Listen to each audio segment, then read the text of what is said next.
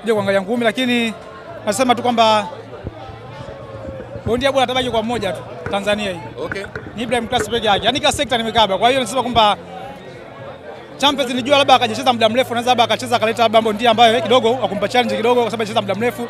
Lakini mwisho wa siku mtu anakuja kwenye mechi unajua bisa matokeo yashatoka mfukoni. Kwa hiyo ni kitu ambacho sometimes unaweza unawaaminisha watu kama wewe labda ni bora, lakini huna ubora ule. Na watu wana ubora ambao unajiaminisha wewe ni bora.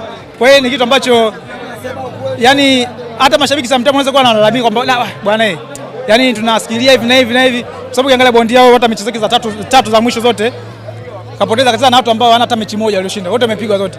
Kwa hiyo kabisa hii sijajua labda tunaaminisha vipi wa Tanzania kama si ni bora wakati tunacheza watu ambao sio mabora. Champions kaenda round 2 na kabla ya round ya pili niliona ulikuwa ushatoka kabisa. Kitu gani kimekutoa?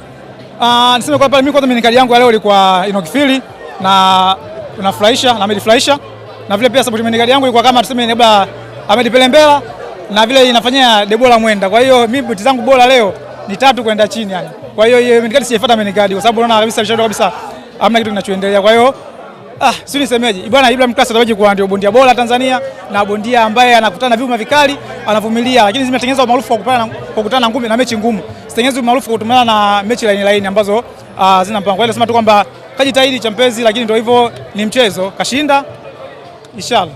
Ibrahim, kwa nini unasema hili pambano limepangwa? Lijapangwa sababu naangalia kwa sababu kiwango cha Champions na bondia aliyokuja inakuwa vitu vile tofauti yani. Yaani kama vile kuku na utumbo. Kwa hiyo inakuwa vitu vile ambavyo viloga havijaendana yani. Kwa hata watu mshabiki kutoka nayo wanalalamika, lakini ni mchezo. Kama mimi niseme kama mimi hapa nicheza bondia hata round ya kwanza singemaliza.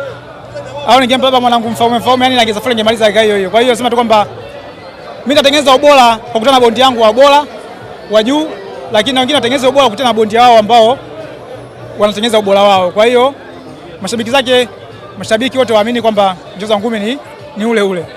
Pengine Ibra, mashabiki zako sasa watutegemee huko mbeleni sasa kupata hata pambano na lako wewe na Champions? Hapana. Mimi kwa sababu uzito ni tofauti. Okay. Mimi mtoto akishuka mimi sasa ngoja nikwambie kitu moja. Mimi Tanzania hii bondia yoyote wa uzito yoyote anipigi. Sasa unaweza ukapanda uzito ukashuka uzito? Naweza mimi weight yangu yanifuate hapa nifuate. Naweza ngafuata mtoto juu, nikamfuata kule nikaenda kumtungua kule juu yuko. Bwana. Wewe ikitokea unamtungua tu. Ya mimi siangalii mtu, sicheki na kima, afu siangalie na mtu yoyote, sifagili mtu. Hata fagio lenyewe lishapotea muda mrefu sana. Mimi nakanyaga kwenda mbele yani, sirudi nyuma. Sina fagio uwanjani kwangu, ikitokea takataka ndo naenda kununua fagio na fagia.